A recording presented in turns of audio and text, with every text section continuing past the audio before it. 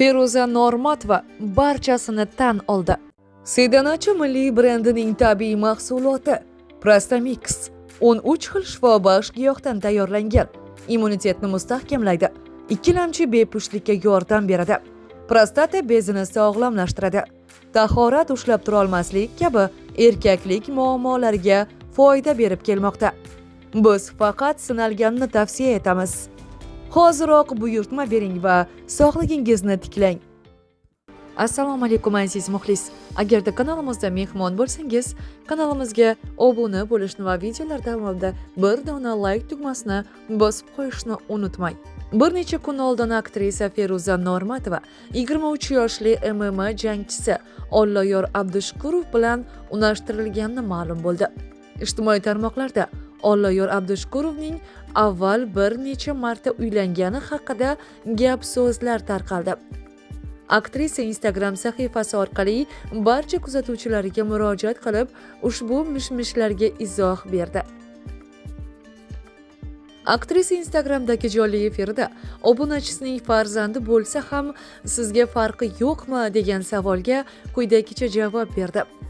Ajrashganlar-ku, nima farqi bor? Men 18 yoshli qizmanmi? Agar o'zimdan yoshi katta erkaklarni kutsam, hammasi uylanib ketgan. Kimningdir erini tortib olish kerakmi?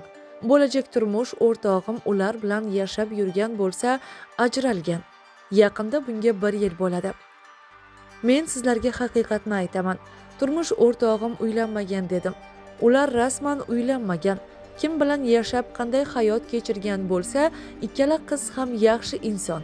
Bittasining farzandi bor, xalq taniydigan qiz, obro'si bor. Yoshi mendan kichkina, hayoti o'xshamagan. Ikkala qiz ham avval turmush qurib ajrashgan ayollar ekan. Mening turmush o'rtog'im bilan u qizlarning shar'iy nikohi bo'lganmi, yo'qmi men tepasida turmaganman. Men bilganim, turmush o'rtog'im bilan tanishganimda birinchisi bilan ajralganiga salkam 1 yil, ikkinchisi bilan ajralganiga kamroq muddat bo'lgan. Farzandim bor, unga qarayman, ikkinchisi homilador, unga ham qarayman. Kartasiga pul tashlab dorilar kerak bo'lsa, nima kerak bo'lsa hammasini qilaman. Chunki men farzandlarimni ko'chaga tashlab qo'ymayman deb menga aytganlar. Xo'p deb buni qabul qilganman. Mening hayotimda hozir hech kim yo'q. Uylanmoqchiman deganlarda rozilik berganman. Ungacha biz gaplashganmiz. Otam onamdan borib rozilik olib kelgan. Onalari bilan tanishtirgan, to'ygacha birgalikda ancha vaqtimiz o'tgan. Men hech kimning hayotini buzib kirmadim. Birovning bolasini yetim qiladigan qiz ham emasman. Turmush o'rtog'imning ikkinchi farzandlari ham eson-omon tug'ilib, shuni sen boqasan deb olib kelsa boqaman ham, chunki bola u. Men hech qachon yosh bolaga nafrat bilan qarab birovning bolasi demaganman. Ayollarga doim hurmat bilan qarayman. Hech qachon hech kimning tanlovini haqorat qilmayman. Birga yashash, so'ng ajralish ayb emas. Birga yashagan, ammo nima sabab ajralishgan men bilmayman. Ikkinchisi bilan ham biror sabab ajralishgan. Muhimi ularni ajratgan inson men emasman. Turmush o'rtog'im avvalgi ayollar bilan ajrashgan. Feruza Normatova bo'lg'usi turmush o'rtog'i MMA jangchisi Olloyor Abdushukurovning birinchi munosabatdan o'g'li borligi hamda ikkinchi turmushdan ayoli homilador ekanligi haqida shunday deydi.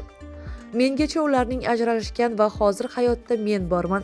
Ko'chada 10 ta farzandi bo'ladimi, 100 tami menga aloqasi yo'q deganman. Agar uyga olib kelib, shu bizning farzandimiz, katta qilamiz desalar, men mamnuniyat bilan katta qilaman. Hech kimni ajratmayman. Birinchi farzandlarning ham rasmini ko'rganman. Juda ham shirin bolacha. Ajrashgan bo'lsa, endi turmush o'rtog'imning boshqatdan turmush qurishga haqqi yo'qmi? Xorazmliklar turmush o'rtog'imning hayotlarini bilar ekan. Qanday qizlar ajrashgan, nima sabab bo'lganini ham bilishadi. Biz gaplashib, bir-birimizga to'g'ri keldik. Muhokama qilish odamlarga emas.